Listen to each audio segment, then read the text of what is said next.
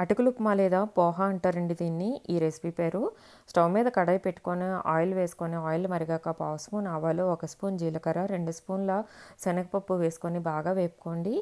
ఇప్పుడు బాగా వేగాక పల్లీలు 2 స్పూన్లు వేసుకొని సిమ్లోనే పెట్టి వేపుకోండి. బాగా వేగుతాయి.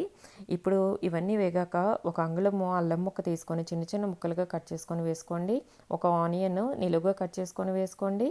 4, 5 పచ్చిమిరపకాయలు నిలువుగా కట్ చేసుకొని వేసుకోండి. కరివేపాకు కొద్దిగా యాడ్ చేసుకొని బాగా వేపుకోండి. ఇవన్నీ వేగుతుండగానే కొద్దిగా పసుపు అయితే యాడ్ చేసుకోవాలి. ఇవన్నీ బాగా వేగాలండి. బాగా వేగే వరకు ఉంచుకొని ఆనియన్ మగ్గాక బాగా పక్కన మనం ఏం చేయాలంటే ఒక బౌల్తో వాటర్ తీసుకొని 1 కప్పు అటుకులు వేసుకోండి. జస్ట్ ఇలా ముంచి తీసి ఇందులో వేసేయాలి, వాటర్ అంతా తీసేసి. ఇప్పుడు పైనుంచి కిందకి బాగా కలుపుకోండి. నిమ్మకాయ చల్లుకొని కొద్దిగా సాల్ట్ అయితే వేసుకొని బాగా కలుపుకొని వడ్డించుకోండి. వేడివేడిగా తినండి, చాలా బాగుంటుంది.